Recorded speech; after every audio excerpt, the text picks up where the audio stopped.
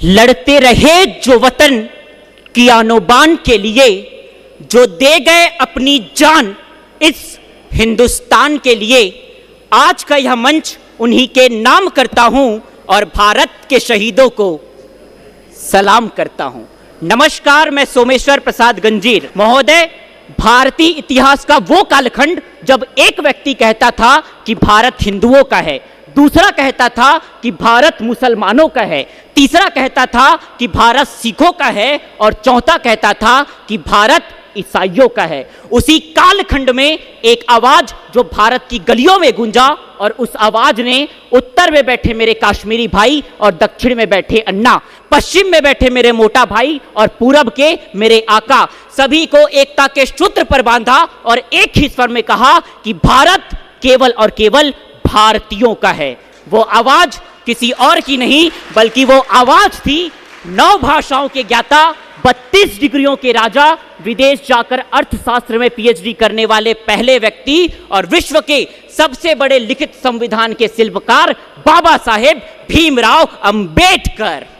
मित्रों, ये भीमराव अंबेडकर कोई व्यक्ति नहीं, अपितु एक विचारधारा है जो निरंतर हमें राष्ट्र निर्माण के लिए प्रेरित करती है। किंतु विडंबना इस देश की, आज 14 अप्रैल को हम इनकी जयंती तो मनाते हैं, किंतु बचे हुए दिन इनकी मूर्तियां तोड़ने में लगाते हैं। इस देश में महापुरुषों को मालाएं पहनाई जाती है, किंतु इनके विचार और आदर्श उन्हीं मालाओं के नीचे दबा दी जाती है। तब मुझे लगता है कि जब तक हम भारत के लोग अपनी धर्म अपनी जाति को श्रेष्ठ मानकर दूसरे धर्मों की अवहेलना करेंगे, जब तक इस देश का युवा इस अखंड भारत को जाति और धर्म के नाम पर खंड खंड करेगा, तब तक बाबा साहेब का सपना सपना ही रहेगा और विकसित भारत की परिकल्पना मात्र कल्पनाओं में ही सिमटकर मर जाएगी। क्योंकि मित्रों, ये भारत वो भारत नहीं जिसे विदेशी आए, लूटे और निकल गए, बल्कि ये भारत आर्यभट्ट की खोज, विवेकानंद का ज्ञान, दधीची का दान, राणा प्रताप की आन, पन्ना घाई का बलिदान और सर्वे भवन्तु सुखिना के महामंत्र से विश्व की सर्वोत्कृष्ट संस्कृति और सभ्यता का संगम है।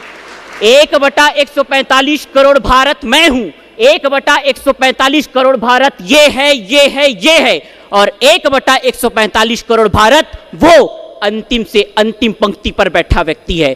तो चलिए हम सब मिलकर भारत से महंगाई, बेरोजगारी, भूखमरी, गरीबी, भ्रष्टाचार को जड़ से उखाड़ फेंकते हैं और मिलकर बनाते हैं परम वैभवशाली, जगत गुरु, विश्व गुरु, आत्मनिर्भर, विकसित भारत।